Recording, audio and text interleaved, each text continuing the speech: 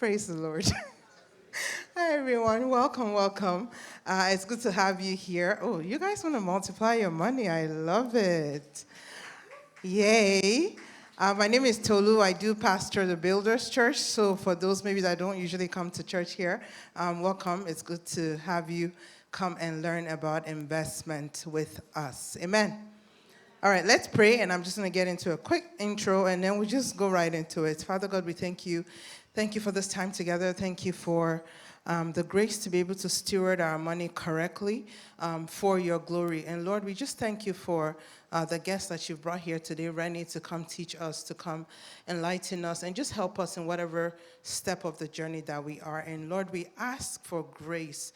Grace to not just take it all in and say, yay, that's good, but grace to actually act and, take the next step and just do the next things that we need to do. Father, Lord, we give you praise. In Jesus' name we pray. Amen. Just a little bit of an intro before we started, just to give you guys context as to why we're doing this. So when, usually towards our anniversary, we just usually have a chit-chat to understand what are some of the things that you guys are learning or trying to grow in. And one of the things that's been coming up consistently is finances, or even making the money, but also getting a job and stuff like that. So I just figured, you know what?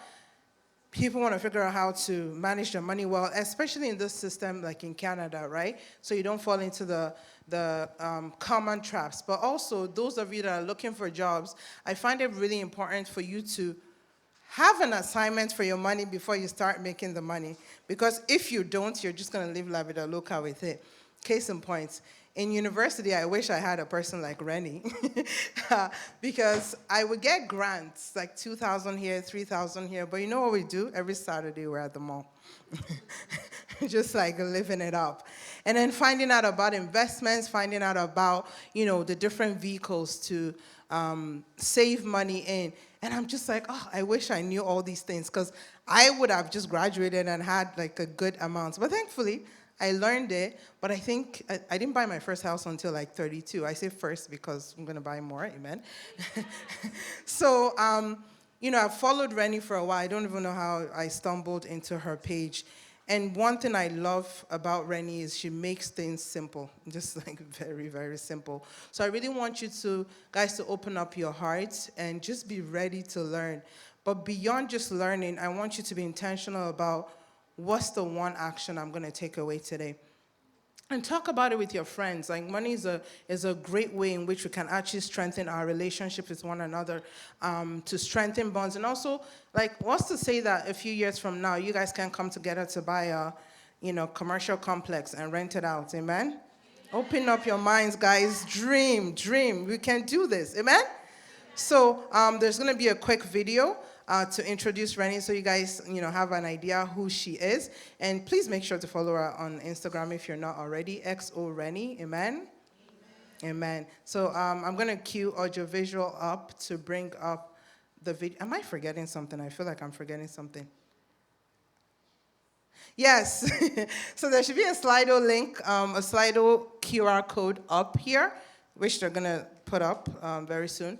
Please make sure you're asking your questions all throughout the event. Now, before you enter a new question in, just scroll through all the questions. And if the question you want to ask is already on there, just go thumbs it up. So that way we can answer questions based on priority. Please make sure you do that. Ask all the questions you need, guys. Like you have Rennie here. She charges people to have this conversation. So please take advantage. And I'm really excited for what's to come out after this. And video, please. Thank you. Thank you so much, everyone. God bless you.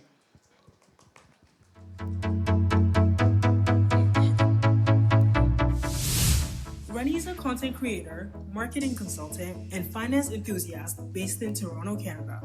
On her YouTube channel, she shares resources around career development, lifestyle, and financial literacy. After buying her first house at the age of just 23, she decided to share her knowledge with others with the goal of helping people understand adulting. She helps them become more financially literate and shares tips to help them excel in their careers. From finance to career and lifestyle content, she aims to make complex topics simple. Let's give her a warm builder's welcome. Woo!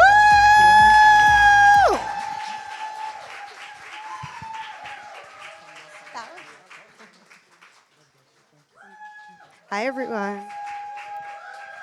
Hello?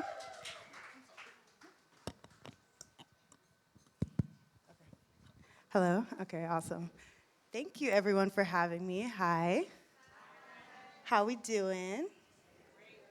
Awesome. Okay. So, as PT said, today I'm going to be talking to you all about how to make your money work for you and about investing in the stock market. So, are we ready? Okay, awesome. So she already introduced me, but I am Rennie. I've been investing in the stock market since I was 18 years old. I'm 29, about to turn 30, so I've been investing for almost 12 years at this point. So it's become pretty much second nature for me. So I love teaching other people about this because I do believe that this is one of the ways to truly make your money work for you instead of you having to work for money for the rest of your life. And I also have a YouTube channel, so I know obviously I can't go into everything about investing in this session today, but if you would like to, you can follow me on YouTube or Instagram, and I go into all of these topics in depth.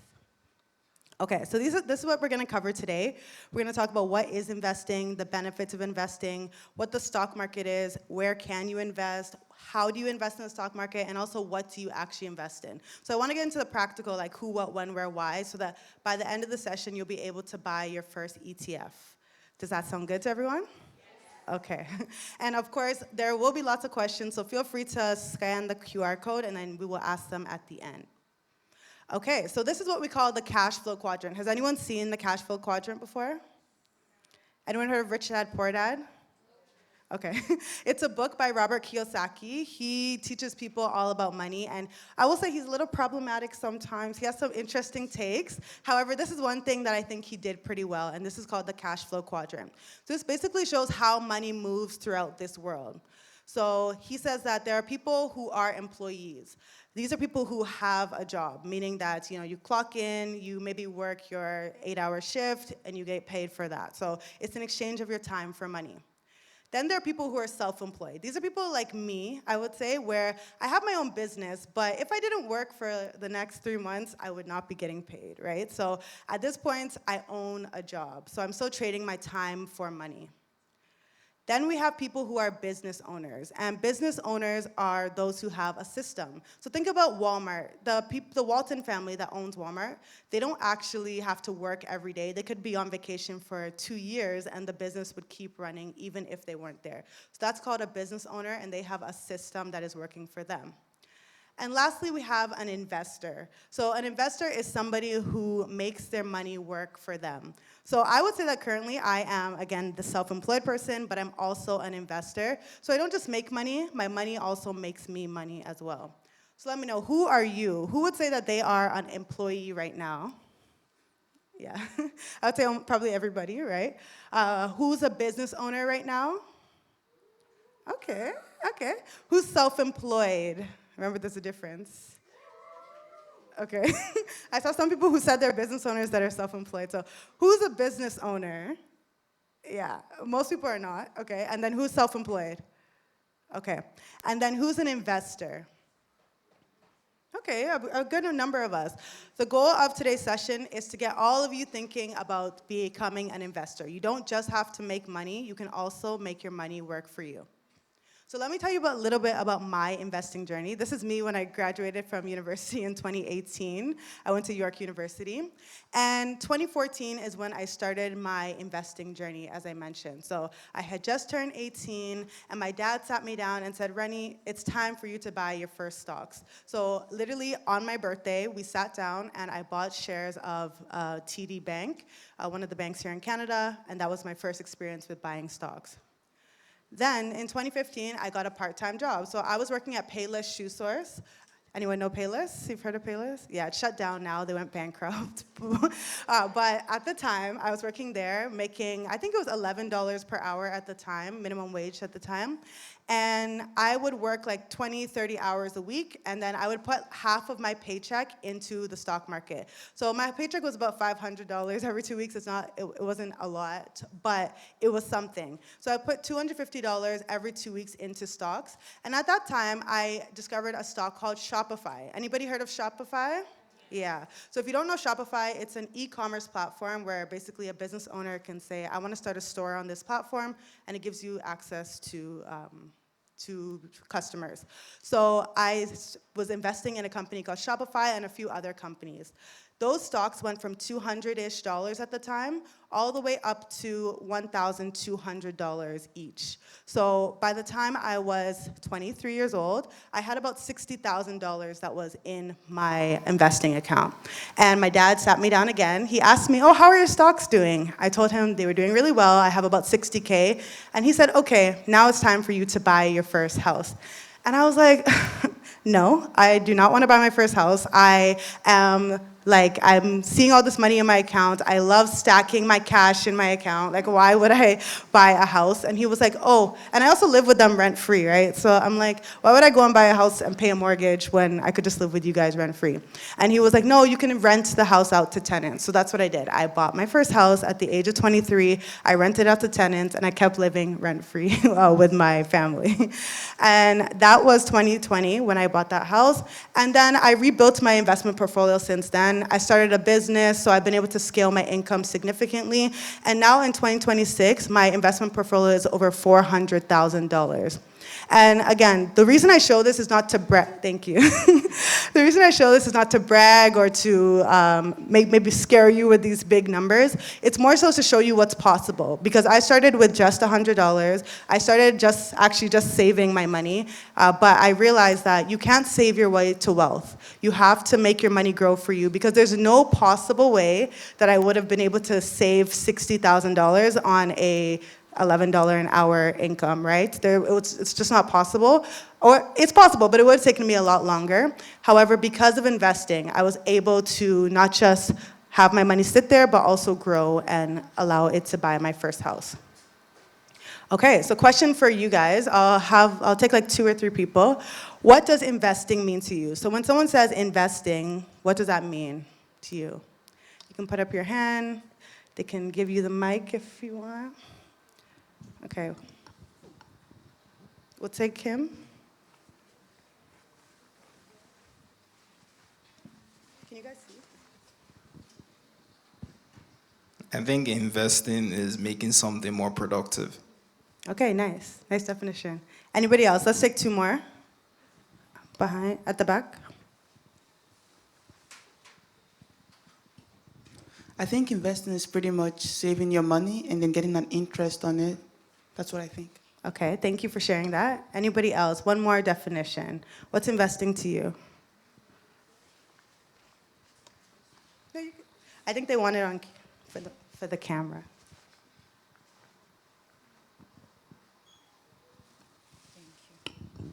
When I hear investing, I think of sacrifice, because you're like sacrificing what you could be using now, but just thinking about the future. That's a good definition. I've never heard that one in all my presentations, so I like that as well.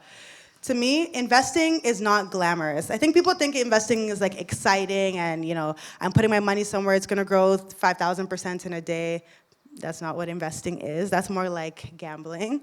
And investing is not gambling as well. I always say that investing is pretty boring, actually, and boring money makes money. It doesn't need to be a really exciting thing, it just needs to make you money. Investing is also not just stock picking. So I know a lot of people are like, oh, I'm gonna bet on the next best stock to grow by, double in price, but that's not just what investing is. Investing is actually calculated, and you're taking calculated risks. You're not just betting on random things, because again, when you're doing that, that is called gambling. So what investing is, the actual definition, is that it's expending money into a venture with the expectation that you will achieve a profit. So again, if you're just throwing money into things randomly, hoping that it will do well, you are not investing, you are actually gambling. So can anyone name some different types of investments that you know? Yeah, right here.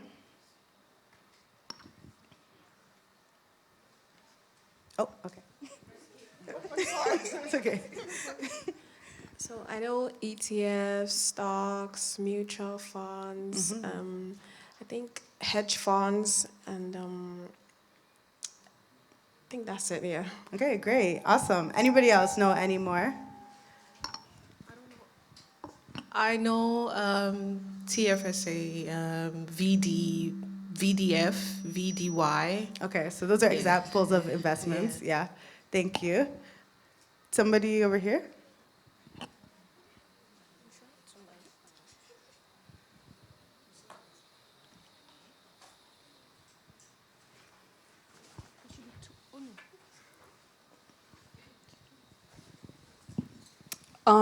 Maybe buying gold. Okay, yeah, gold is a type of investment. Thank you, guys. So some examples of different investments are bonds, options, forex. I'm sure many of us have heard of that.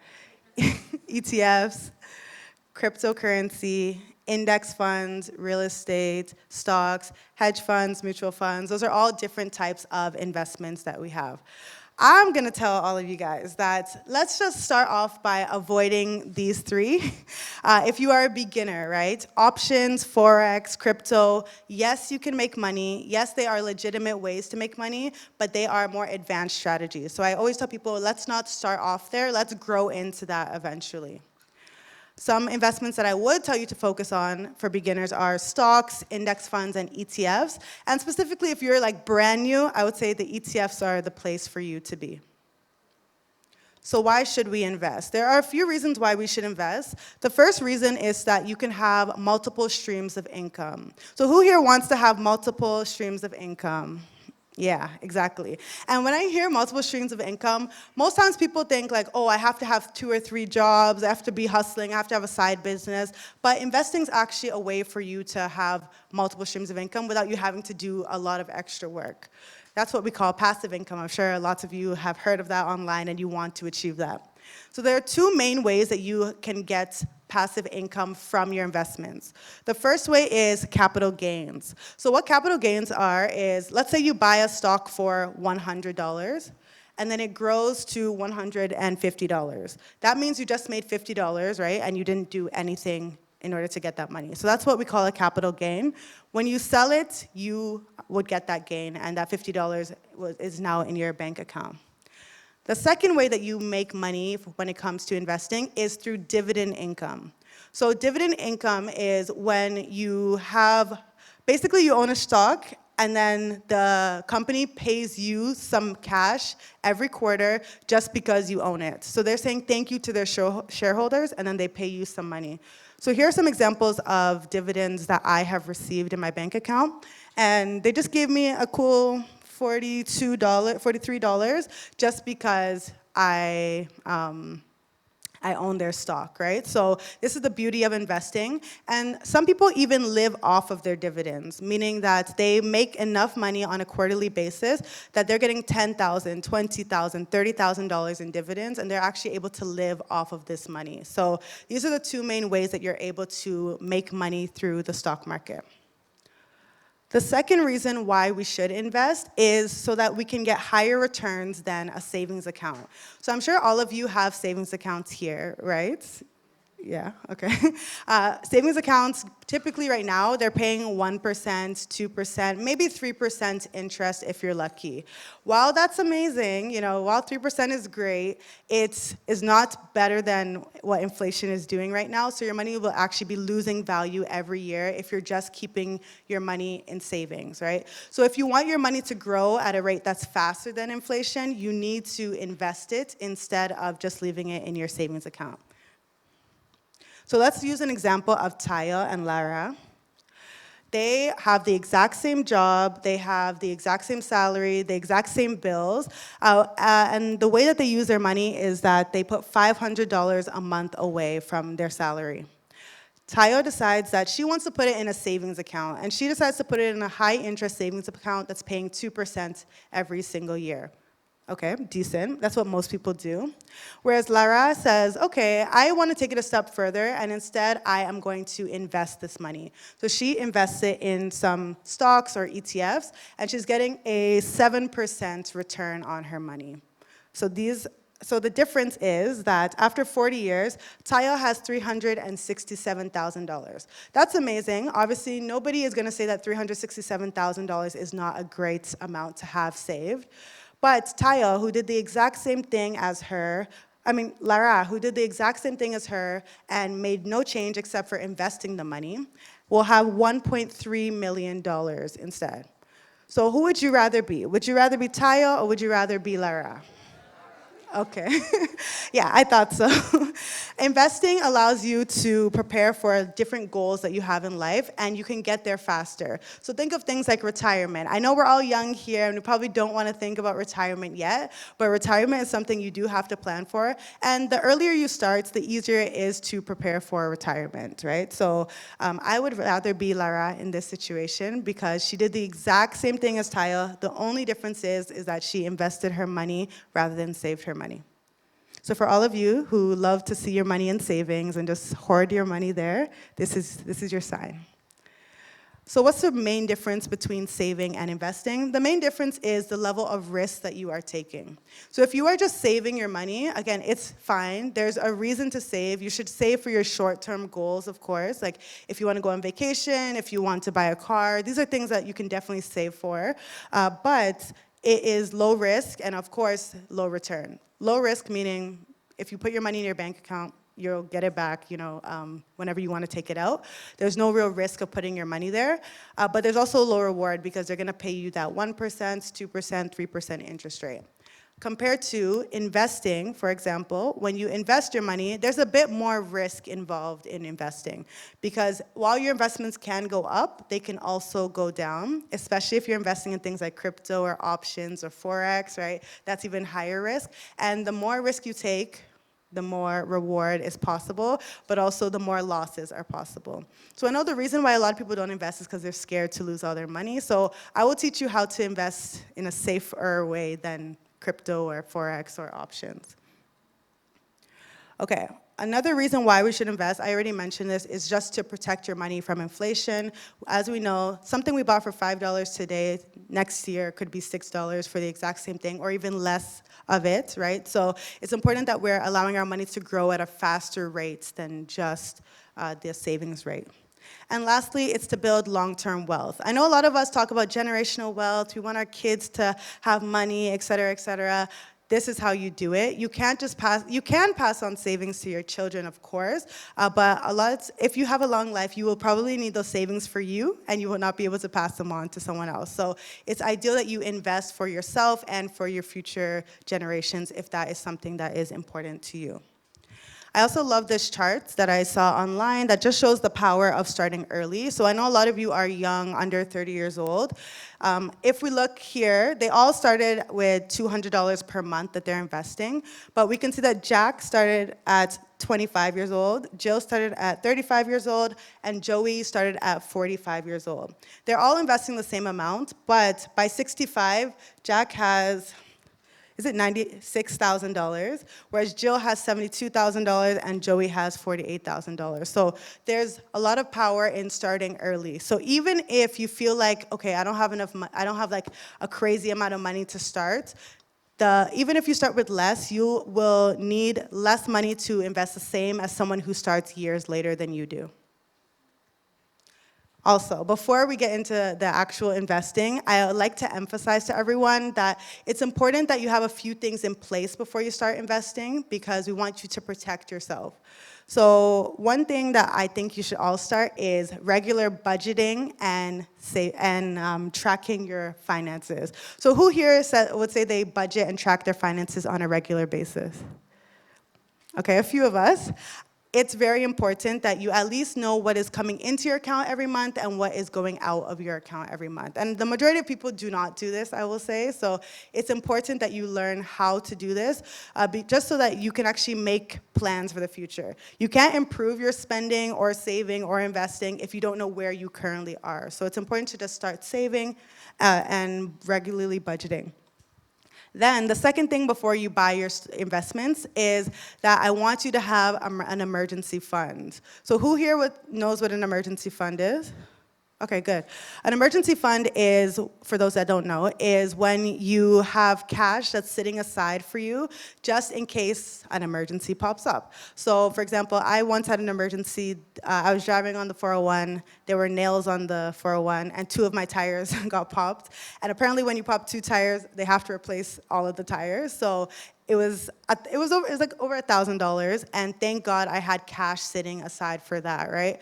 I did have money in my investment accounts, but I wouldn't want to have to stop my investments, sell my investments to pay for this emergency, it's always good to have some cash set aside for your emergencies. So you don't need to have like a full emergency fund. A full emergency fund would be like 3 months of your expenses saved up, 3 to 6 months. You don't need to have that, but you should have some money in your savings account. I like to tell people start with like at least $2,000 that you're starting, and then we can grow it on a monthly basis from there.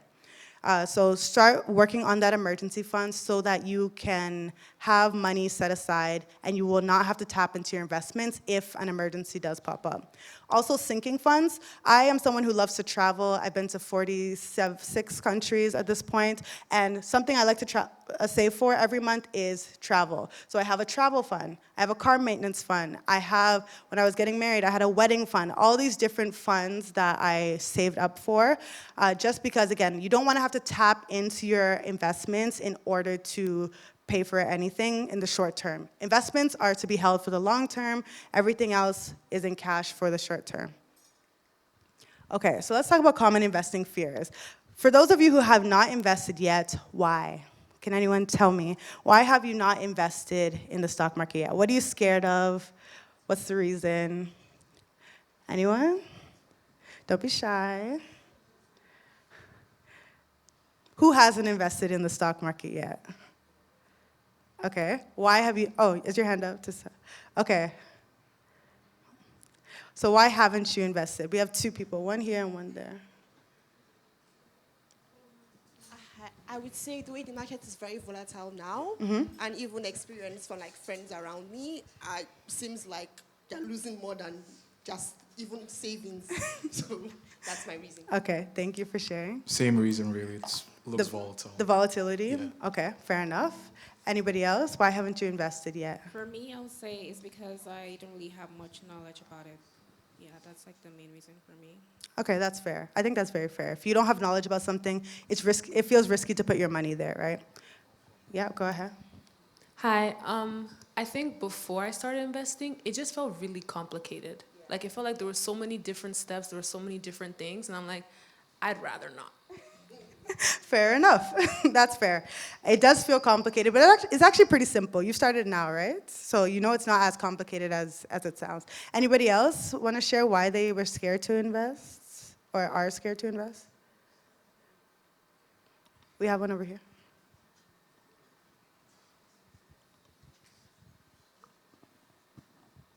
Basically, I'm not sure what would give me the most interest and prevent me from losing my money. So that's why. Okay, fair enough. So you want to take risks and get returns, but not too much risk, basically. Okay, fair enough. I hear this a lot. I think that the media generally sensationalizes things and makes us even more scared and makes it seem like the stock market is extremely volatile. This is one of the screenshots I found online where, like, you can see here, everything is red, it's scary, there's down arrows, everything's scary, right? But if we see here, what they're reporting on is a 0.14% decrease, which in reality is nothing, right? So I feel like they sensationalize it. And also, we have to realize that a lot of these big players in the market, when they scare everyone, people decide to sell their stocks, and guess what? They get to buy things at a discount. Exactly, you guys get it. So yes, I get why we're all scared, and it seems volatile, like, oh, we'll see a market crash in 60 days. But when they encourage you all to be scared, then they benefit from that, right? Because these are seasoned investors. They've seen that if they can actually crash the market, then they can make a lot of money. We even saw Trump last year, he literally said it out of his mouth, that people became billionaires when he scared everybody, right? So yes, I know you should be cautious, but just know that a lot of it is just the media yapping. Okay, and also the reality is that the average return on the US stock market is 8%, 8.4% per year, and it has been for years and years and years, right? For the past 151 years, the stock market has gone up, meaning that it's unlikely that you putting your $100 or $200 into the sorry, no shade. No shade, but it's very unlikely that you putting your $100 into the stock market is going to crash the stock market, okay? We are basically non-factors in the stock market at this point. Like there are people investing millions of dollars every single day, right? So the odds are in your favor. Let's just say that. Also, I know that the lack of knowledge is a big reason why many people do not invest. And there's a personal finance expert, Ramit Sethi, who always says that as you build your competence, it will help you build your confidence, right? So the more knowledge you know about investing, the more you feel confident in your ability to invest. So even people like me, I've been investing for 12 years at this point, but I'm always learning more. I listen to finance podcasts, I read finance books, I just follow financial literacy content creators on Instagram. All of this helps me build my competence because the more knowledge I know, the more confident I am in my abilities. Okay, so now that I've given you all the disclaimers and we've gone through it, now let's talk about actually investing in the stock market. So what is the stock market? The stock market, you can think of it similar to a flea market or something like that. The stock market is the place where you go and you buy and sell shares. So you could go and buy shares of a company and somebody could be selling their shares. It's just like in any other market. It's a market, right? When you do this, you become a part owner in the company that you purchase. So I am a part owner in companies like Apple, Microsoft, Tesla, NVIDIA, Palantir. These are all companies that are worth billions and billions of dollars. And I, with my little money, I have become a part owner in some of these companies, and you can too. So let's use Scarborough Town Center as an example. This is the mall.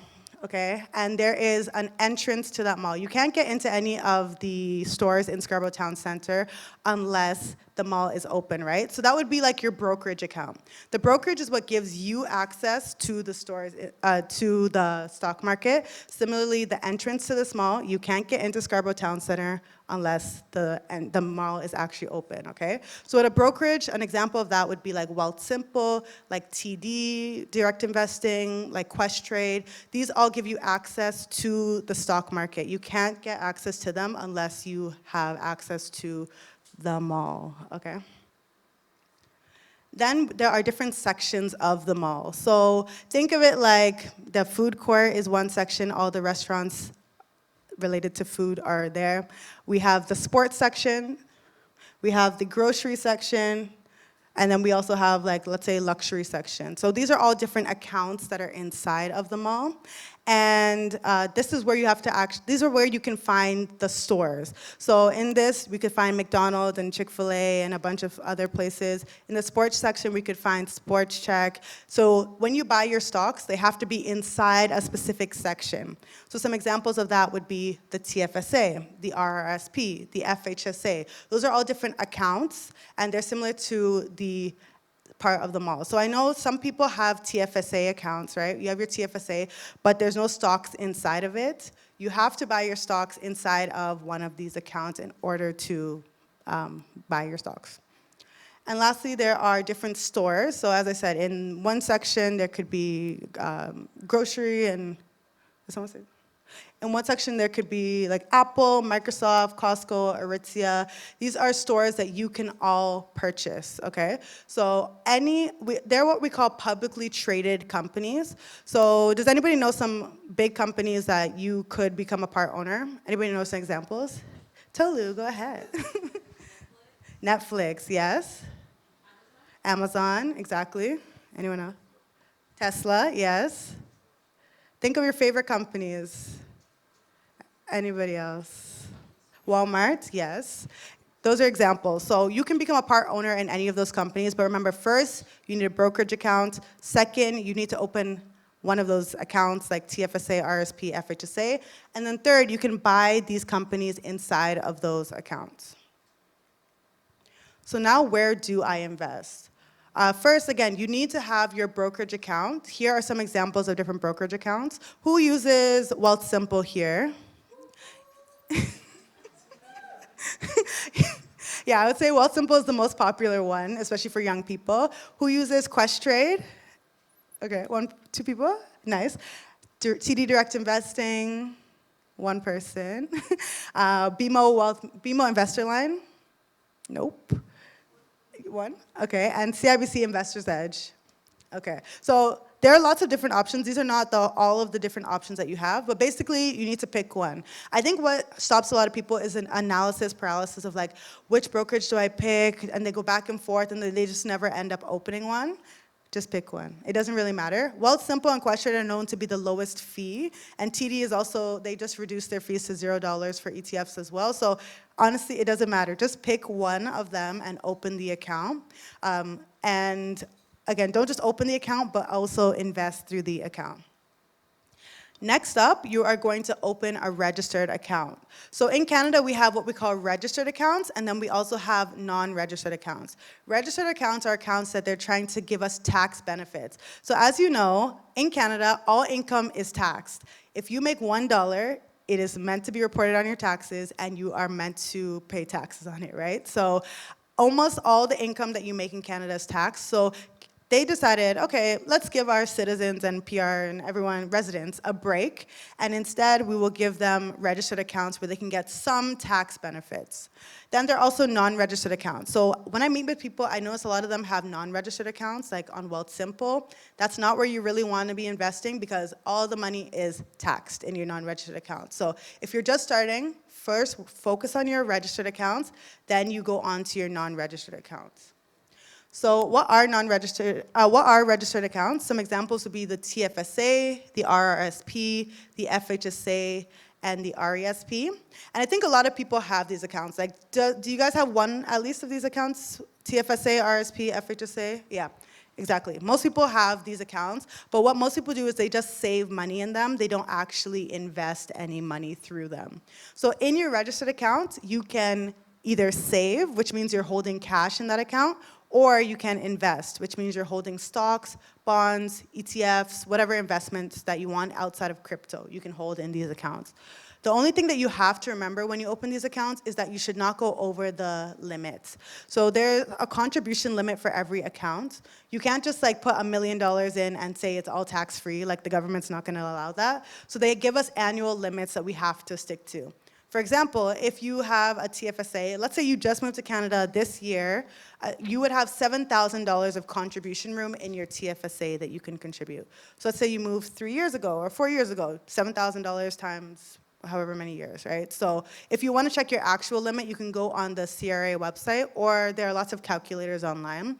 But it basically starts when you move to Canada and you're over 18. So if you move before you're 18, it starts counting from when you turn 18 years old. So I've been in Canada since I was 4 years old. So once I turned 18, it started counting and I started getting contribution room. So let's break down the different accounts. The first account that we have is the RRSP. The RRSP is the Registered Retirement Savings Plan, and basically this is the government's way of saying, we don't want you to have to rely on us until you die, basically. So instead, let's help you retire by you putting some money into this retirement account. Who here has started thinking of retirement at all? Okay, I'm impressed. Quite a few people. Most people have not started thinking of retirement. A lot of people think they will rely on like their CPP, their pension, or the old age security that we get in Canada. But right now, the max is $1,500 that people are getting. So if you think you can survive 40 years from now on $1,500 per month, yeah, per month. You're probably not going to be able to survive on that, right? So it's important that we start preparing for our retirement earlier than later. Or another thing that happens is people start to rely on their kids, right? Because they don't have the money, they never prioritize their retirement. Yes, that's an option, but ideally, we want to stop the cycle of black tax, okay? We want to make sure that our kids don't have to rely on us, so we are going to prepare for our own retirement so our future kids do not have to rely on us, right?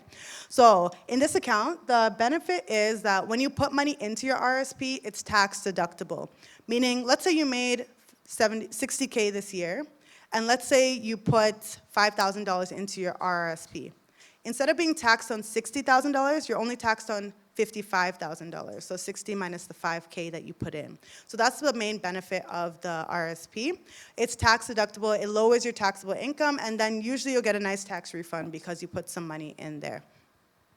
Also, But the catch is that you will still pay taxes on it. This one is a tax-deferred account, meaning that when you do retire, you will pay taxes. So let's say it's 40 years later, you're retiring, and you take out $65,000.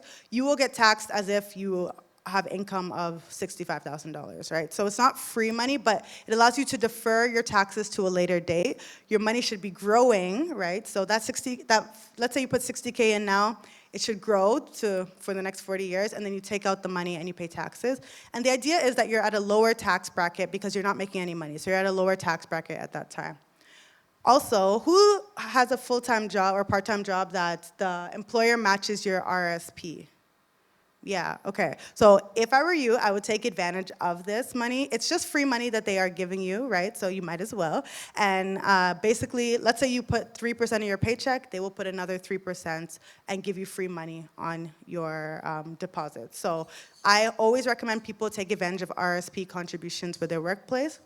Also, there's some benefits of the RSP. Like if you did want to buy your first home, actually, and you had up to $60,000 in your RSP, you can take out up to $60,000 from your RSP, and it's kind of like a loan that you're giving to yourself. You will have to pay the money back into your RSP over time, but it's an option. And then we also have the lifelong learning plan. So let's say you wanted to go back to school, but you don't want to take OSAP. You can take up to $20,000 out of your RSP to go back to school as well. So that's the first account that we have, the RSP. The next account is the TFSA. This is one of my favorite accounts. And the TFSA is where the government's like, okay, we tax you on everything. Now this is going to be completely tax-free. So basically, when you put money in your TFSA, there's no real benefit. But when you take money out, it is tax-free. So that means if I put $1,000 in and it grows to $1,500 or $2,000 or $3,000, all of my gains are tax-free. Which, again, normally, if you make any money in Canada, you are taxed. So it's a really, really, really good benefit. You know how I told you where I bought my house, I bought stocks of Shopify. They grew from $200 to $1,200. And I took $60,000 out of my TFSA, all of that money was tax-free, whereas usually, again, you would have to pay taxes on that money. So this is one of the best accounts. I see a lot of people kind of wasting the account on just saving, but the 2% or 3% savings, it doesn't really need to be tax-free, right? It's the investments that should be prioritized because they're growing at a much higher rate. Another benefit of your TFSA is that it can be used for any purchase. So let's say you want to buy a house, let's say you want to buy a car, let's say you want to pay for your wedding, let's say whatever you want to do, you can use the money in your TFSA for that. There's no limits. You can take it out whenever you want. There's no limit on what you can use it for, I should say. You can take it out for whatever you want. It's great. And also, the room is cumulative. So let's say you don't use your $7,000 contribution room this year. It doesn't matter. It will still keep growing and growing and growing for the following years as well. And then the last account that I'll mention is the FHSA. So the FHSA is the first home savings account, and this is an account that will help you save or invest for your first home. So if you are somebody who wants to buy a home in Canada, then you can use this account, and you can put up to $40,000 into this account. So the benefit of this account is it's kind of like a combination of the two accounts I just mentioned. When you put money out, when you put money in, it lowers your taxable income for the year. And when you take money out, it's completely tax-free. So if I put $8,000 in my FHSA this year, it lowers my taxable income by $8,000. And when I take it out, let's say that $8,000 goes to $12,000, completely tax-free. But of course, the catch with this one is you have to use the money for your house. You cannot use it for anything else. It has to be used for your first home, and it has to be used for a home that you live in. It can't be used for an investment property. So technically, me, because I don't own a house that I live in, I can technically use the FHSA for whenever I decide to buy my first house that I live in. Yeah, so it's a really good account. I would say this is like one of the best accounts, but of course, it's just limited in what you can use the money for. If you do open this account and you decide that you do not want to buy a house anymore, you can always take the money and put it into your your RRSP if you want, or you can just take it out and pay taxes on the money if you want. Okay, so which account appeals most to you? Is it the TFSA? Okay. Is it the RRSP? No?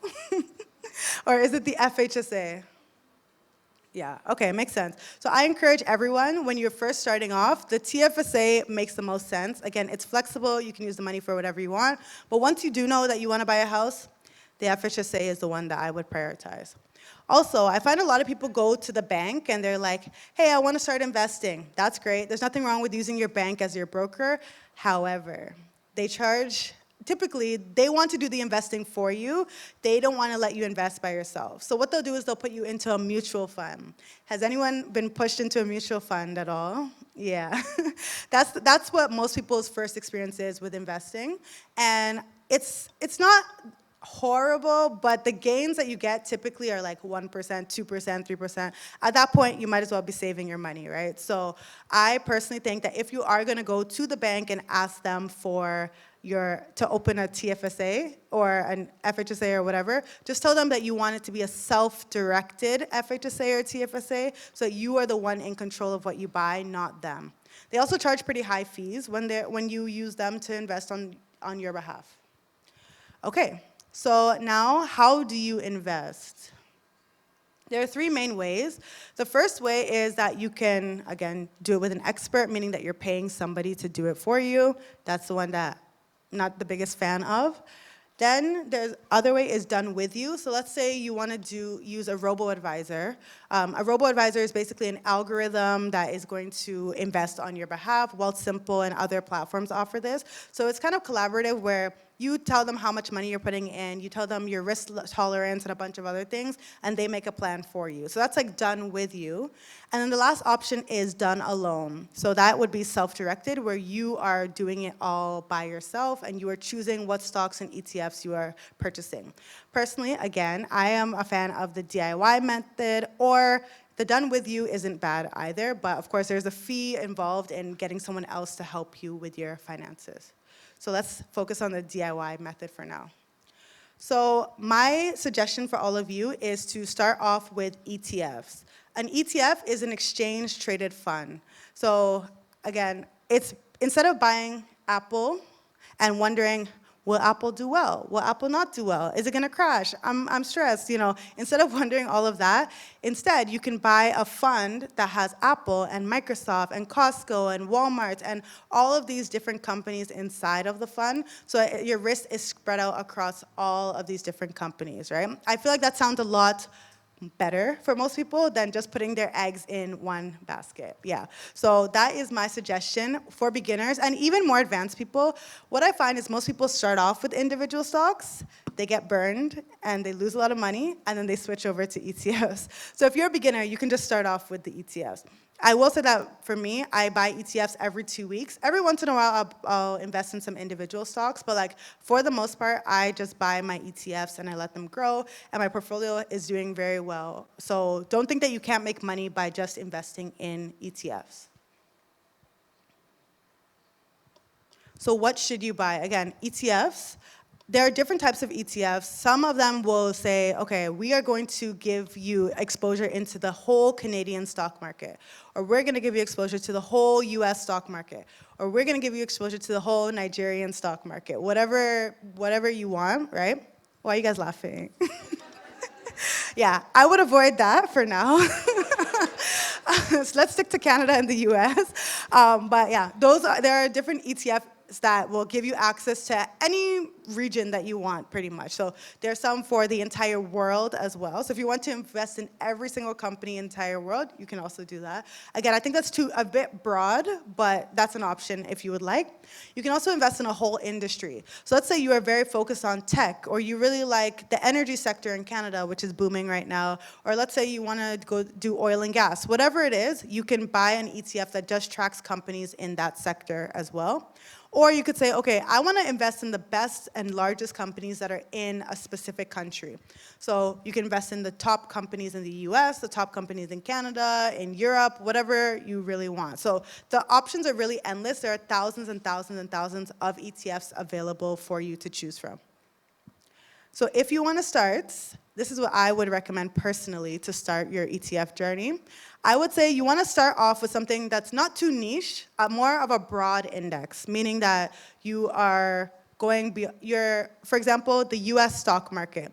You can invest in an ETF that tracks the entire US stock market. It's the strongest economy in the world and has been for a very long time. So you could just buy one ETF and track the growth of all the companies in the United States. So an example of that would be the S&P 500. Has anyone heard of the S&P 500? Yeah, so a lot of people have heard it, but they don't even actually know what it means. So it's basically the Standard & Poor 500, that's the name, and it is the 500 largest companies in the United States. So again, all those companies I've been mentioning, Tesla, Microsoft, NVIDIA, Palantir, these are all part of the S&P 500. So if you buy this VFV right here, that will give you access to all of those 500 companies by just buying one individual ETF. So that's an example. Typically, when we start off with people, this is what I tell them to buy. Like, it's also called VOO as well. I'm sure many of you have heard that. But VFV is the one that's traded in Canadian dollars, so it's easier for us to purchase that one. And yeah, again, it has 503 of the largest companies in the United States. So it's I would say it's not very risky because it's very unlikely that all 503 of those companies will crash and burn at the same time, right? Unlike, well, we never know with Trump, right? But right now, I've been investing it for consistently every 2 weeks since 2021 or 2022. Every 2 weeks I've bought the S&P 500, and my portfolio is up, I think 60 or 70, like it's doing very, very well since that time. So even though the market is volatile in the short term, over the long term, it has always gone up. So I know a lot of people will see this online and you may wonder, okay, what does this all mean? So let's break it down. So first off, we have what is called Vanguard. Vanguard is the asset manager that is creating this ETF for you. There are other ones called BlackRock, iShares, what else? BMO, what else do we have? Yeah, those are the main, Horizon, those are some of the ones that we have. And then S&P 500 index just tells you what's the Vanguard made, what is inside of this ETF. So inside of this ETF is the S&P 500 index, okay? The 500 largest companies in the US. Then where is this traded? So this is traded on the TSE, which is the Toronto Stock Exchange. And when something is traded on the TSE, that means it will be in Canadian dollars. You also see like the NASDAQ, the New York Stock Exchange. Those are options as well. Those will just be traded in US dollars. And then we have this, VFV. This is the ticker symbol. So ticker symbol is basically like, if I type in these 3 letters on my brokerage app, that is how you will find this ETF.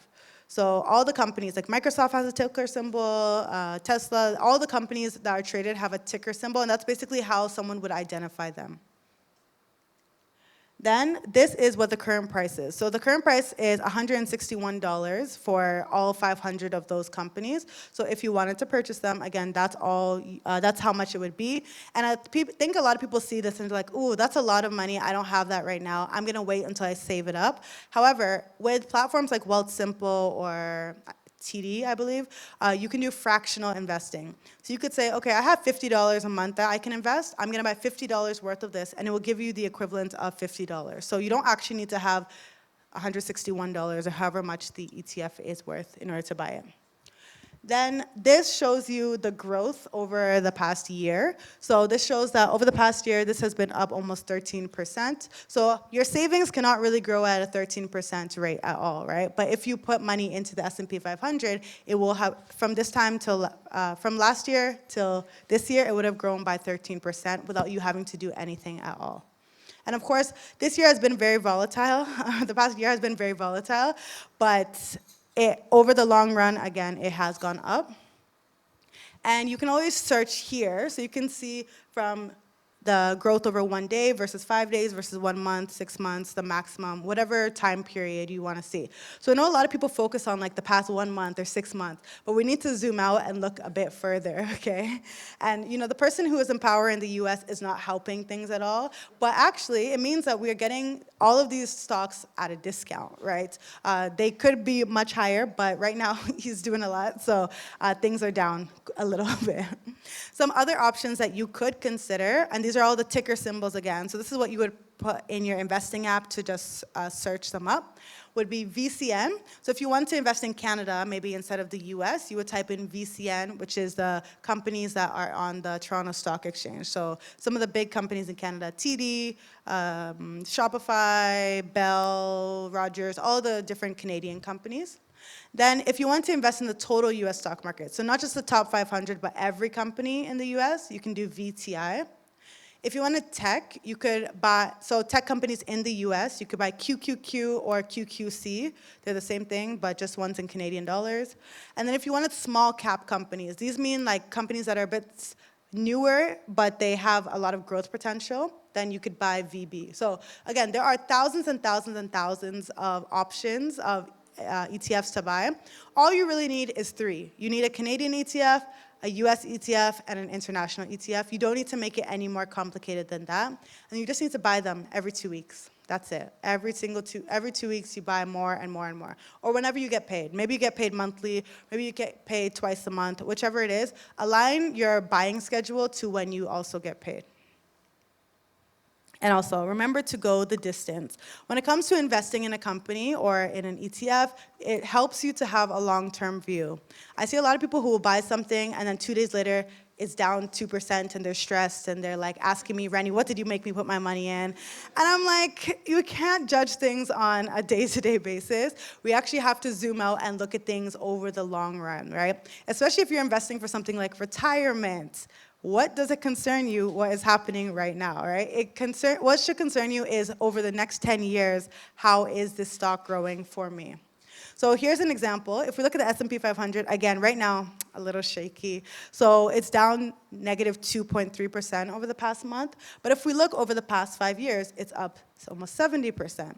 And if we zoom out even more, it's up 791% over its maximum lifespan. So I always say, when in doubt, zoom out. The volatility in the short term is none of your concern because your goals are not short-term goals. They are actually long-term goals. So, action items, because as PT said, we want you to actually take action from this and not just listen, but apply what you learn. So first, I want you to open a brokerage account if you don't yet have one. Again, a brokerage account could be Wealthsimple, it could be Questrade, TD Direct Investing, whichever one you want to open. Number 2, open a self-directed TFSA in your brokerage account. So you may have a TFSA right now for saving, but you need to open one for investing if yours is for saving. And it should be self-directed again, no mutual funds. That's not what we're focusing on. We're focusing on self-directed investing. Then I want you to purchase an ETF. I gave you a few examples. I think the most common one that people start off with, again, is that S&P 500. So start off with that. And then automate your purchase to align with payday. I know a lot of us are busy, right? Like, we're probably like, I don't have time to be looking at these stocks. And also, sometimes you have motivation, sometimes you don't, and you may just forget to purchase things. But when you automate them, then it's able to come out and purchase every single time you get paid, no matter what. So I have this set up. I've been traveling for the past 4 months, and I just got back. And like, I was not focused on my investments while I was out of the country. However, my investments happened every 2 weeks, even while I was out of the country, right? Because I aligned it with my payday. So I would encourage you all to automate it. With Wealthsimple, you can not just automate the transfer into your account, but you can also automate the purchase of the stock or ETF. So automate it so that it's easier for you. Do not rely on your motivation. Motivation is fleeting. It doesn't last. Especially, when people are at the beginning of the year, they have that new year, new me thing. But once that summertime hits, everything goes out the window. So instead, automate it and automate a realistic number as well. What I find is people will automate like, oh, I'm going to automate $500 a month. And it's like, can you afford $500 a month with your current expenses and your current income? If you can't, let's instead automate $200 a month because we know that we can stick to it, right? So that would be my suggestion. And then as you grow in your investing journey, start to diversify your ETFs. So again, you need a Canadian ETF, a US ETF, and an international ETF. That's all you really need. So start off with the US one and then grow and diversify as you go along. And again, keep a long-term view. Nothing concerns you with the short term. Okay, so thank you all for listening. I hope that you enjoyed that. Thank you.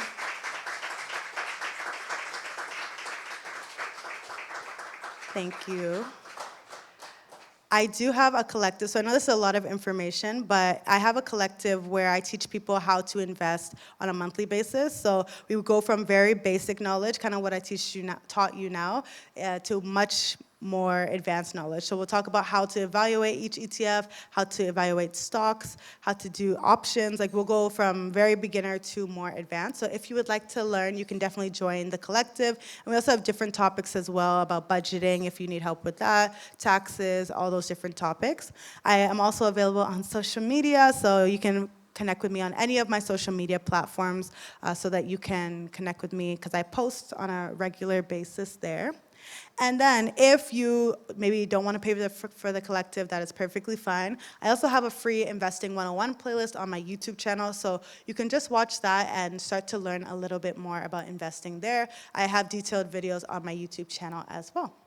So thank you, everyone. I hope that you enjoyed that.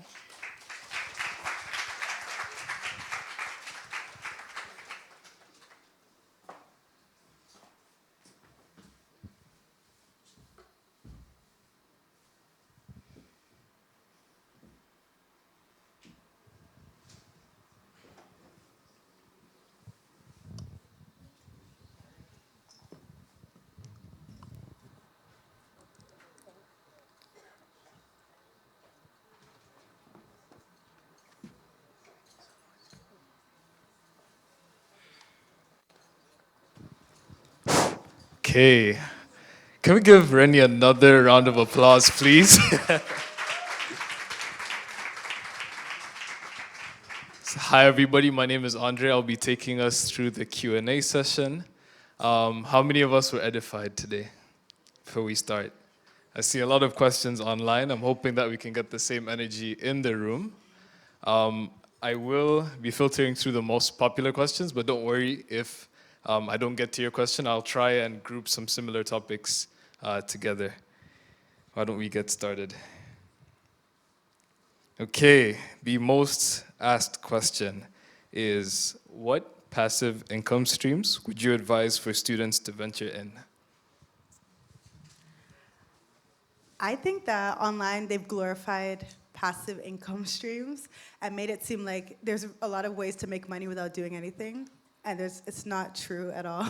So I think the most passive income stream is actually investing in the stock market and getting those dividends on a regular basis. But to be honest, you do need a lot of money to invest in the stock market to make enough dividends to like actually make a meaningful dent in your finances. So I feel like nothing really is passive until you have a significant amount of wealth, unfortunately. Yeah, this would be the most passive thing, investing in the stock market, capital gains, but most things are actually not passive at all, unfortunately. Just the truth. Time is our friend. Yeah. Time is our friend. Yeah. The next question is on Wealth Simple. So the question says, what are some good stocks or ETFs to invest in, similar to VFV or VDY? Okay. VDY. Okay, so yeah, I would say those are my most recommended. VFV is the S&P 500. VDY is dividend-paying stocks in Canada. I would say if you want to take a little bit more risk, QQQ or QQC are some good ones. They track the NASDAQ 100, which is the 100 of like basically tech companies in the US. So that would be another one you can consider. If you want the most low effort way to invest, I would say there's something called an all-in-one ETF. It's VEQT or XEQT or ZEQT. They're all the same, but by different providers. And those ones are what we call an all-in-one ETF. So it has multiple ETFs inside of the ETF. So it has a Canadian ETF, a US ETF, and an individual ETF inside. So that's actually a good suggestion for if you want to be completely hands-off and just let your money grow.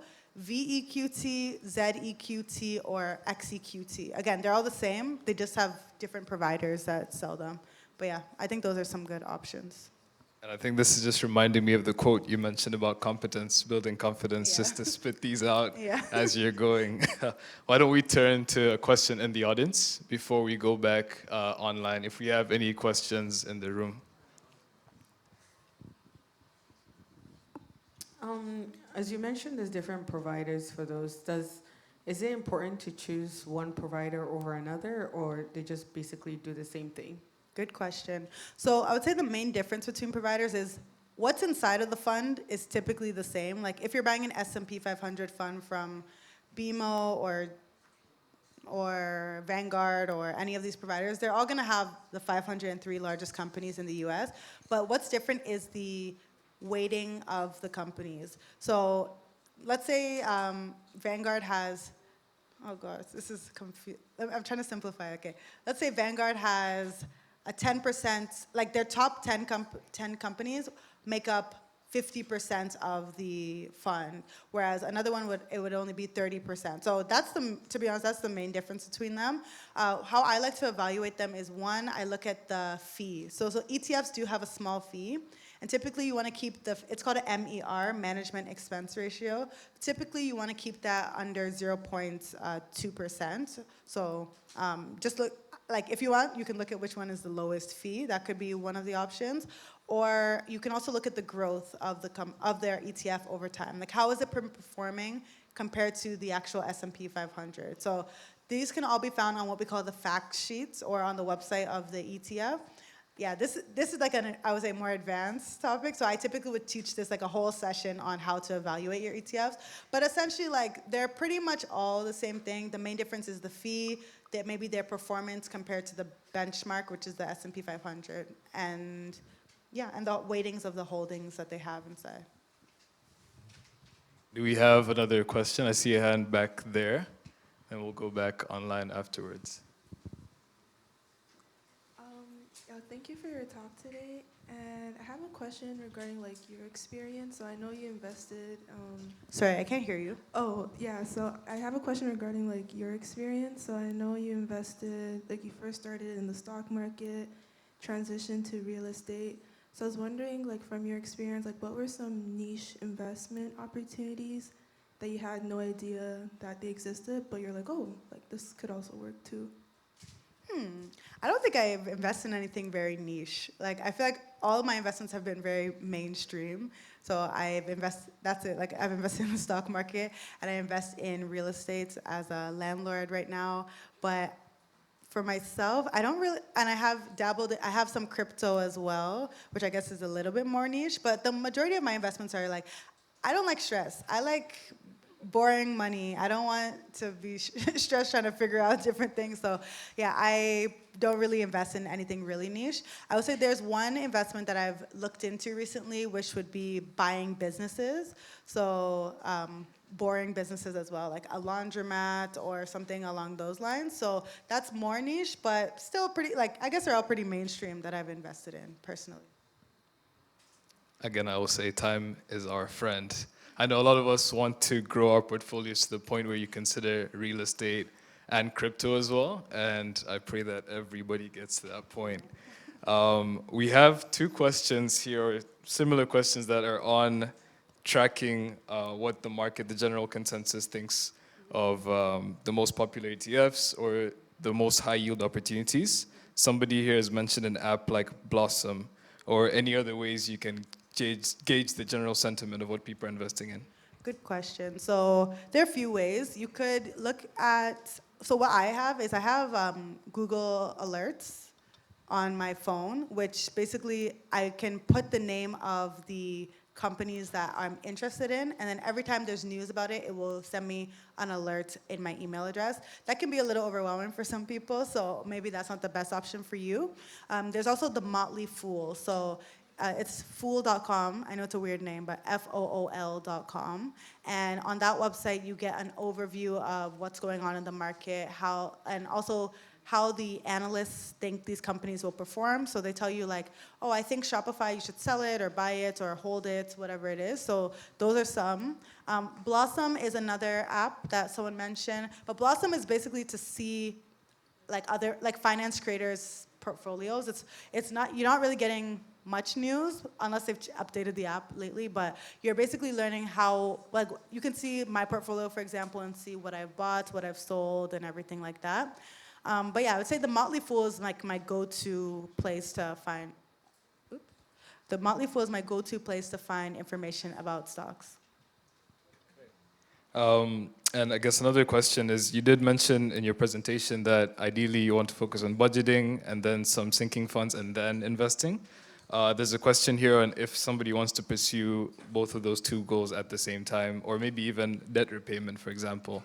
What ratios would you recommend into each of these categories? This is a good one. Yeah, I would say definitely pursue them all at the same time. Like, there's nothing wrong with that. I would say, again, if you're pursuing your emergency fund and let's say you're investing, then you should definitely get your emergency fund to a cool, again, $2,000 or so that if any emergency pops up, you will have that money to tap into, and then keep building it. So then, let's say you have $300 a month that you have disposable income to save or invest. I would put like $150 towards my emergency fund and $150 towards the stock market, so that I am growing both my investments and my emergency fund at the same time. Yeah, but again, it's a very personal decision. Like, some people don't feel safe with just $2,000, so they would rather build their emergency fund more and then start building their investments later. So it's a very personal decision. I always say that personal finance is personal, so do what works best for you. But in general, from your overall income, you should at least try to put 20% towards these goals. So whether that's saving, investing, or debt repayment every single month. There's the 50-30-20 rule, in case people don't know it, for your budgeting.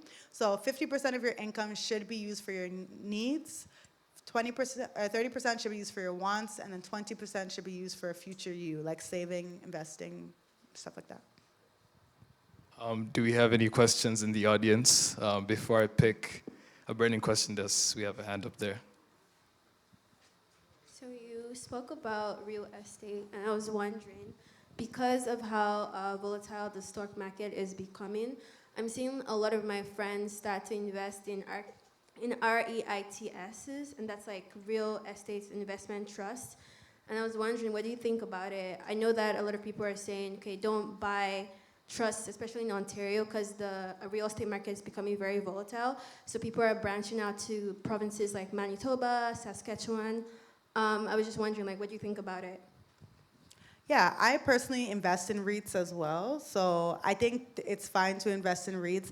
I do think there's volatility in every sector right now, unfortunately, so if you're trying to avoid the volatility, you're just gonna have to save your money or keep it in cash, right? But personally, I do purchase REITs on a monthly basis, and they have been performing very well.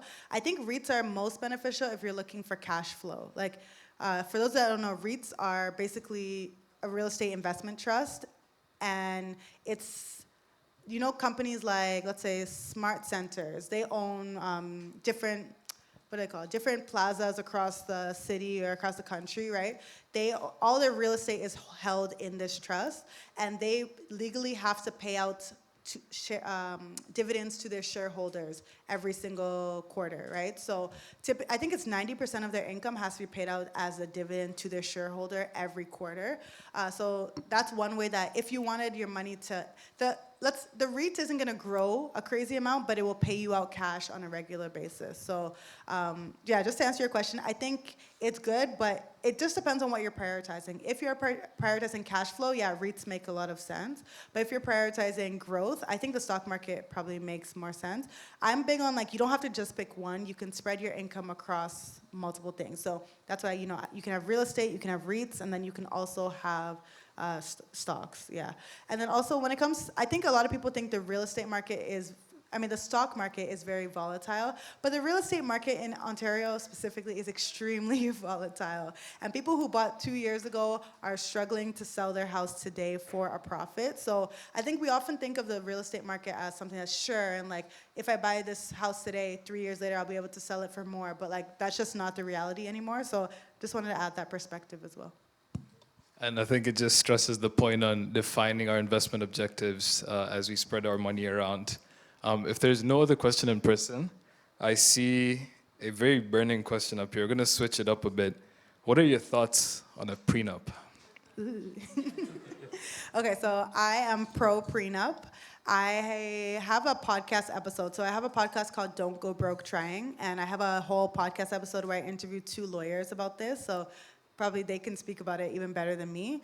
But personally, I think that prenups are just a way for each party, while they love each other, to protect each other and themselves, right? I think online prenups are seen as very adversary things, like the man is trying to shield all his wealth from the woman, and girls were like, you guys don't even have money to be protecting, you know? So, but it's not always like that. It doesn't always have to be that way. It's actually a way for you guys, again, to make a contract that protects both of you while you are still in love. Because when you're not, that's when problems happen. So I am pro prenup, and the reality is that every single person, once you get married, you do have a prenup anyways, right? Because the government has like a set way to divide assets once couples do divorce. So if you can make your own, I don't see what's wrong with it. Obviously, I'm not a pastor, so consult your pastor for her advice. But yeah, I have a detailed podcast episode on this, and it really opened a lot of people's eyes to that they're not a bad thing. They're just literally a contract that you can sign with your partner. Should be taking notes. I don't know where my notebook is.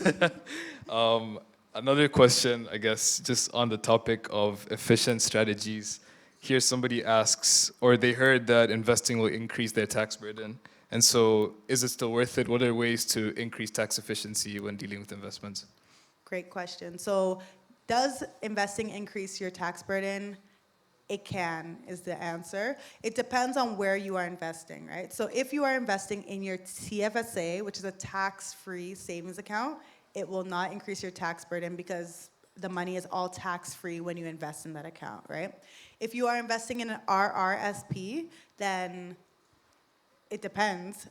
You put money in now, it actually lowers your tax burden now, but you will pay taxes when you withdraw the money. The idea is that you're going to contribute at a higher rate. So let's say you are making 70K, 80K, 90K. That means you're at one of the higher tax brackets, right? And then when you retire, you have no income coming in. So you're at probably one of the very low tax brackets. So the idea is that you were contributing at a high tax bracket, and you're actually going to pay less than if you pay taxes when you contribute. So that's the idea behind it. Does it always work? No. Some people are making more in retirement than they are now, so it doesn't always work. But typically, it's advised that you contribute to the RSP when you are making over $70,000 or more. So if you're not making that yet, it may not be very beneficial for you right now, but once you're making 70K or more, then yeah, it's usually more beneficial. The FHSA, there's no tax burden at all because it's tax deductible when you put money in and it's tax free when you take money out. So yeah, there's no real impact. If you're investing in a non-registered account, like I mentioned at the beginning of the presentation, this is where, yes, you will pay more in taxes because what happens in a non-registered account, it's a long explanation, but what happens in a non-registered account is, let's say you make $1,000, they tax you on 50% of the income that you make. So they would tax you on $500. Not at 50% rates, they'll tax 50% of it at your marginal tax rate, which is like what you pay on the rest of your income, if that makes sense. So let's say, again, you make $1,000, they only tax you on $500 of that $1,000, and they add that $500 as income to your income for the year, and then you're taxed that way. So yeah, it's just one of the realities. So the suggestion is first max out all of your registered accounts, the TFSA, the RSP, the FHSA, and if you still have money left, then you move on to the non-registered accounts the non-registered accounts. Also, there's this thing that I hear in our community where people are like, I don't want to make more money because I don't want to pay taxes. And I just want to say, that does not make any sense, okay? It doesn't make sense to say, I'm not going to make more money because I don't want to pay more taxes. Because in Canada, we have a progressive tax system where you're only taxed higher on the amount that's in the new tax bracket, right? So let's say there's a tax bracket that goes from $0 to $50,000 and $50,000 to $70,000. If you make $52,000, yes, you're paying higher taxes, but you're only paying higher taxes on $2,000, not on all of the money. So there's no way for you to make less money than you were before because you're paying more taxes. Okay, I hope that that made sense. Like, I've seen people say that they don't want to accept a raise at work because they don't want to be pushed into a new tax bracket. And that doesn't make any sense, okay? Your take home will always be more. It may not be a crazy amount more, but your take home will always be more if your salary increases because you're only taxed more on the amount that is pushed into the new tax bracket, okay? So you always should aim to make more money. Thank God for any of the research. Those marginal tax tables are always changing. And I guess just the last question before I flip over to the audience as well on these efficient strategies. There's a question on life insurance. And I know that obviously that's a daunting thought. A lot of people only think about it when they have dependents. But this person asked specifically, is it a good way to invest? And could you demystify why people go for life insurance? Yes. So personally, I don't think that life insurance is an investment. I think life insurance is life insurance. And especially in our community, there are people who will target like newcomers and single moms and people in marginalized communities and tell them that they need life insurance as an investment. And they typically will sell you what we call whole life or universal life insurance. I'm sure we've all had somebody come up to us and try to sell from like World Financial Group and try to sell us and try to sell us some life insurance policy, right? It's not necessary. All you need is term life insurance. So let me explain the difference between them. Term life insurance is life insurance that lasts for a specific period of time. So I have a term life insurance policy. It is for 57 years. So it lasts till, I don't know what age I got it, but I think it lasts till I'm 60 something, like 68 or something like that. It lasts for a very long time, and it's for $500,000, right? So if I were to, God forbid, pass away between now and age 68, then my family would get a check for $500,000, right? So that's what life insurance is. It's only exercised when you pass away, and it's given to the beneficiaries. That could be my husband, it could be my future children, it could be my parents, whoever I want, I can set them as my beneficiaries. That's term life insurance, right? The beef people have with term life insurance is that if I passed away at 69, my family will get $0, right? So they feel like, why would I pay in, and then I'm never gonna get anything from it? But it's like car insurance. You pay into car insurance. You do not want to get in a car accident. You want that if you did get in a car accident, they would pay something out, but if you don't, it's perfectly fine, right? So that's term life insurance. The reason I chose this one, let me explain universal. So universal or permanent life insurance means that it's permanent for the rest of your life. So let's say I pass away at 101 and I have universal life insurance or permanent life insurance, they would still pay my family out when I'm 101 years old. So people are like, oh, then why wouldn't I just pay for like the permanent one? It will last, no matter what age I die, it will last till then. The main issue I have with it is that the premiums, which means the monthly payment that you're making, can be very, very high. Like I've seen people paying $500 a month for their permanent life insurance. I pay $30-something a month for my term life insurance, right? The reason that they charge so much is because they know they will have to pay it out at one point. Even if it's 40, 50, 60 years from now, they'll have to pay it out. Whereas with mine, they may not have to pay it out. And they're guessing that I likely, because of the life expectancy, they likely will not pay it out for me, God willing. They will not have to pay it out for me, right? So that's why they charge a lot more for permanent life insurance. So you may ask, why did I choose term instead of permanent? The reason I chose term instead of permanent is because by the time I am 60, let's say, I think it's 68 years old, I expect that my children, when I have them, are grown up, right? They're not reliant on my money. My mortgage, if I have one, will be paid off by that time. I will have enough in my investment account that any expenses that I would have that are related to my end of life, my family will be able to cover them with the money that's in my investment account, right? So there's no real need for me to, there's no one who's relying on my income at age 69 or whatever, or 68, or ideally there should be nobody. maybe when I'm younger than 68, yeah, maybe my kids are still in university. Well, I hope not. I don't know, but like they should not be. No one should be relying on my income by the time I'm 68, meaning that they do not need me to have a life insurance policy. I still am providing for them, meaning that I will still have my investment accounts, right? If I were to pass away, and they can use that. Right now it's 400,000. So imagine when I'm 68, it will be like millions and millions, right? So they can still tap into that money. And what I do is I call it buy term and invest the rest. So instead of buying, let's say, a $100 universal policy, which I would be paying $100 every month, I have a $30 policy. So that $70 difference, I invest it so it will grow and grow and grow. So that was a long explanation, but I am just thank you guys. I am just anti universal life insurance.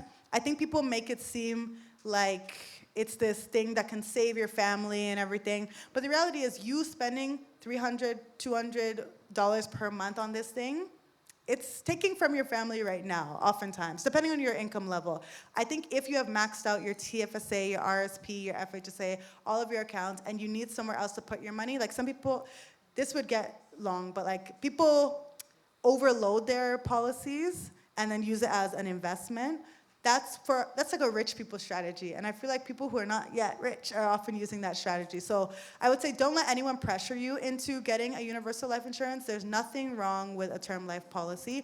And also, if ever you decide you want a term life universal policy, you can always switch. I mean, you can always buy another one, right? So I hope that helped. That was a lot of talking. That was a good response. I see, and I'll just give you a moment to refresh, but there's a question here on the minimum amount to start investing with. I want to expand the question to consider some of the other asset classes that you mentioned today, like bonds, for example. I know that whether you're investing internationally or domestically, there might be some minimum investments. So what would you say to that? Good question. So for stocks, there's actually no minimum that you need to invest in stocks or ETFs. If you have $1, you can buy an ETF. Excuse me. On platforms like Wealthsimple and TD Direct Investing, again, they allow for fractional investing, meaning you don't need to buy the entire ETF or or stock. You can just buy however much you have. So there's no minimum really for stocks and ETFs. For bonds, I'm not even sure. I'm not too sure for bonds. For mutual funds, there's often a minimum. Sometimes they'll say it's a $500 minimum or something like that. So it just really depends. But again, I'm not a fan of mutual funds, so I wouldn't advise you to start. For a robo-advisor, if you want to use them to invest, typically I think Wealthsimple used to have a minimum, but they no longer have it anymore, so there's no real minimum there. What else do we have? Crypto, no minimum there. Yeah, I think there's no real minimum. Start with what you have right now. And then the more money you make, the more money you can invest. I think the important thing is it's the compounding effect that matters and not the amount you start with.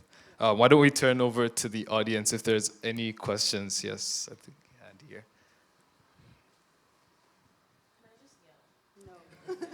Okay, my question is going back to life insurance. Because people always say to start early, but does it matter when you start? Like if I started later, would I still have the same coverage?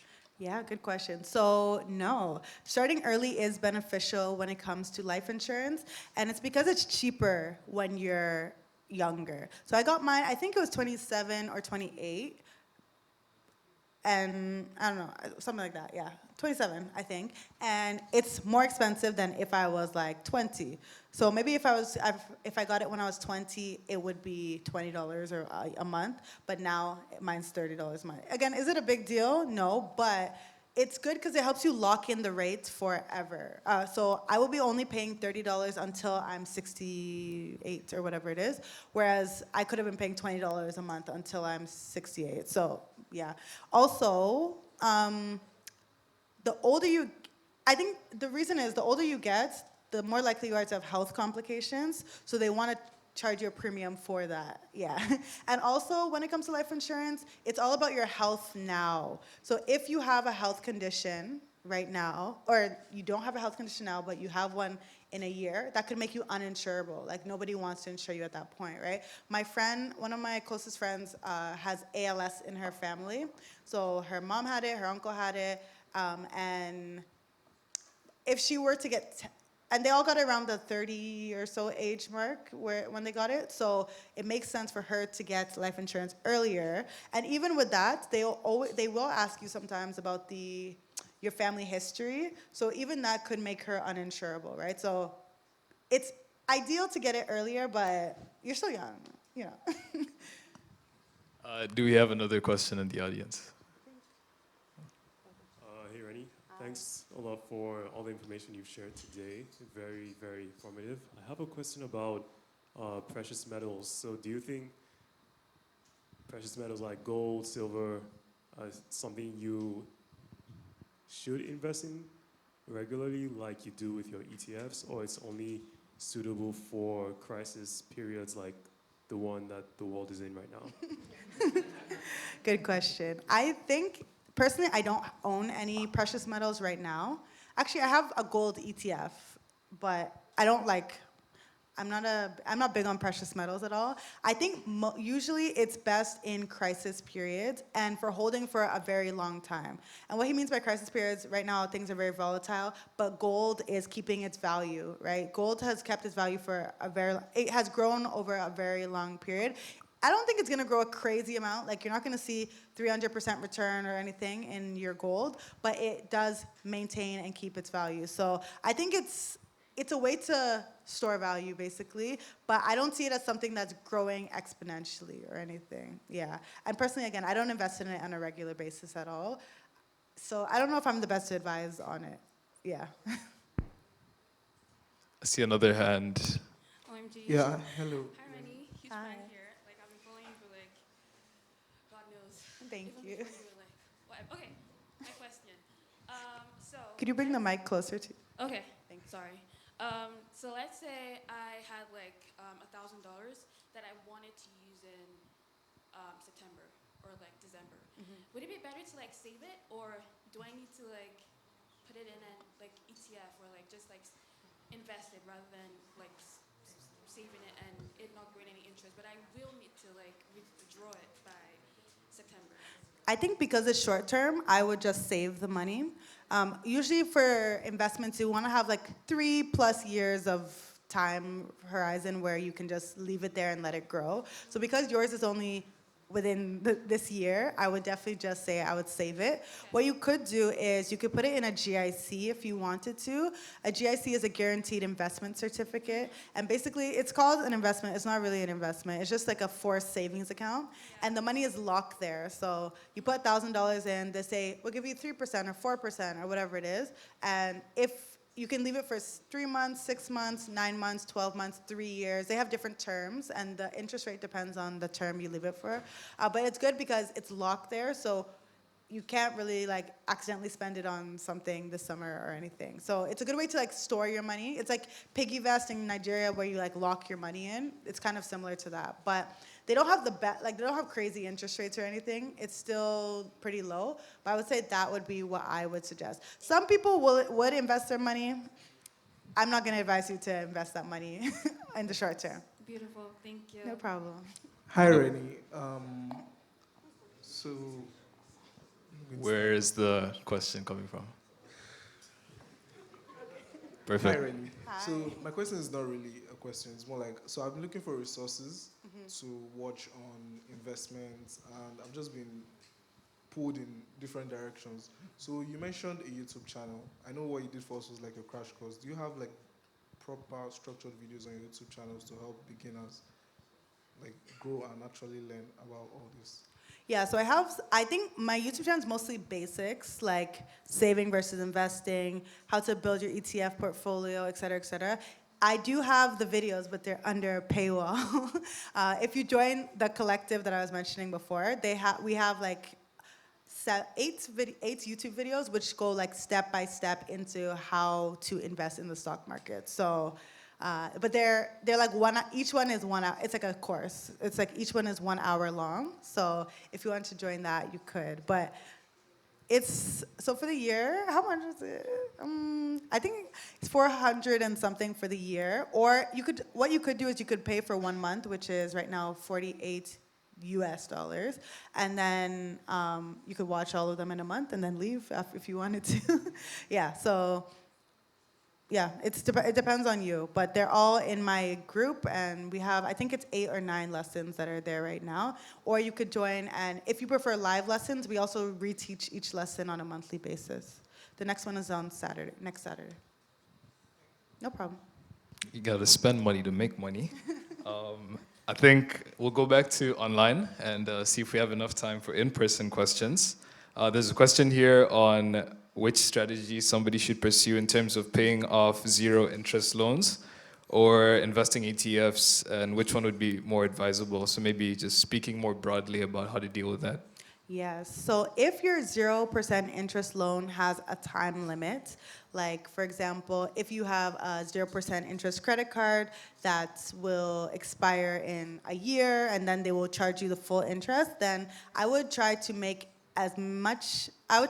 it down as much as possible during that 0% interest time.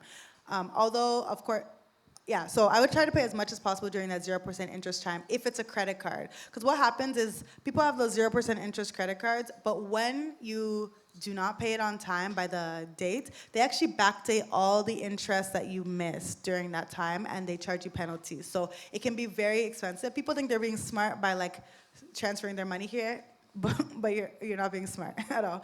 And then but if it's 0% interest, like let's say you have OSAP and the federal portion of your student loan is 0% interest, that one, you can pay it off whenever you want because it's 0% interest. So I would just be paying the minimums. Every single month I would pay the minimums, and the difference I would just invest in the stock market so that I could let my money grow. And the reason I say that, again, it's a personal decision. If you are someone who hates debt and you really want to be debt-free, pay it off aggressively if you want. But if you are someone who can say, okay, I have this $3,000, $5,000, $7,000, that's 0% interest, but I would rather let my money grow a bit more by investing it, then I would choose the second option because from a purely mathematical point of view, it makes more sense to invest your money and then, of course, pay the minimums. I'm not saying don't pay the minimums. Pay your minimums every month and then invest the extra money that you have. I guess because you're a business owner, we have limited time. There's a question about being an entrepreneur. We all know that obviously the government taxes your labor income, but if you're a business owner, if you have capital income, that's potentially uncapped. So what does it take to get into that entrepreneurial mindset, to start thinking about ways to escape the rat race? I feel like entrepreneurship is great, but it's not for everyone, right? So I think first you have to figure out, is entrepreneurship for me? And to be honest, the only way you can really figure that out is either by shadowing someone who's an entrepreneur or by trying it by yourself. What a lot of people don't realize is that entrepreneurship is like a 9-to-5, but you're just working for yourself. It's like, especially at the beginning, you are gonna put in a lot of hours. I always say that I traded my 9-to-5 for a 24/7. Like I could literally work all the time if I really wanted to. So I think you need to, first of all, find something that you're actually passionate enough to put that effort into. Since I'm passionate about financial literacy, it's perfectly fine that I'm this is my business. But for most people, like, you don't have it like that to be putting that much effort into building a business. I also think you need to work on honing in on your skills outside of just the specific business. So like I'm a finance educator as my business. That is one part of it, but as a business owner, you have to do so much more than that. So I'm doing sales to get people to actually book me, right?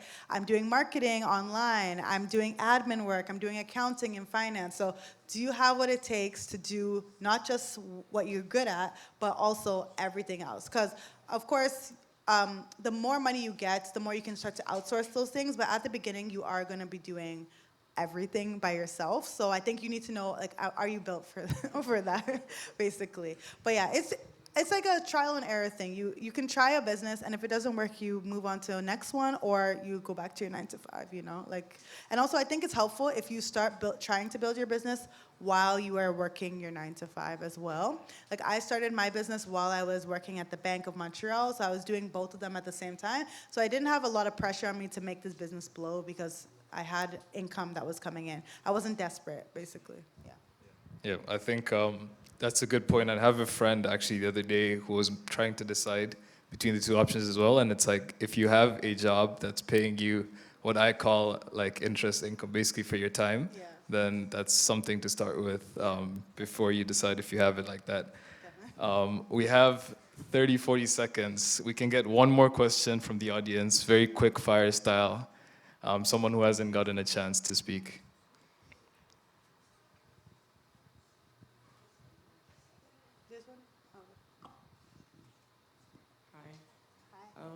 So I know you had talked about like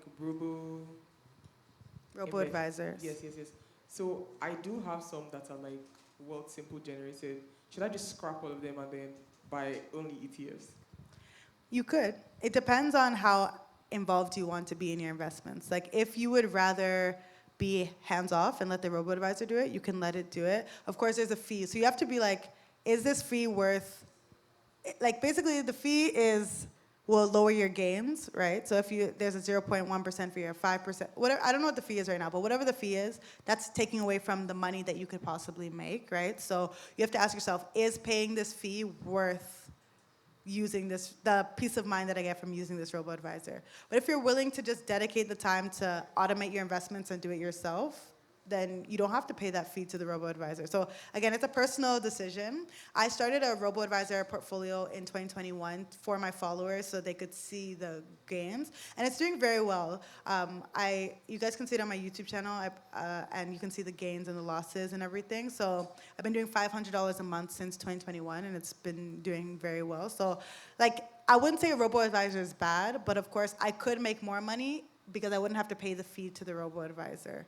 So, pros and cons, right? Do you value not having to do anything by yourself and just letting the robo-advisor do it, but your money will be a little bit lower than if you did it yourself? Or are you willing to dedicate the time and the effort to just do it yourself and not pay that fee? Oh wait, but it's like a portfolio. Is that the same thing as the robo-advisor? It's kind of like it asks you questions, it just like does some stuff and it's just there forever.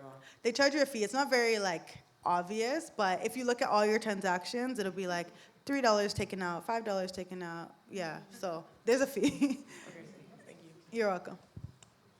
And just like interest, fees compound over time as well. That could be the difference between a $1 million portfolio and 5, 10, 50 million. With that, we're over time. I'd like to give you a very warm thank you on behalf of the entire Builders Church. And as a token of our appreciation, we have a couple goodies for you for just blessing us with your knowledge. So thank you so much for your time.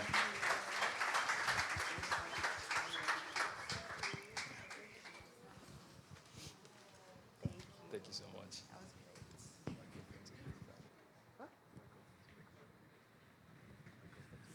Oh, really? Is she good? Thank you so much. All right, can we give her another round of applause? Okay, just to recap everything we talked about today, I'm not a financial literacy educator, but I'll try to summarize it in a nutshell. Start early, invest aggressively, and personalize your investing style to match your goals, your time horizon, your risk appetite,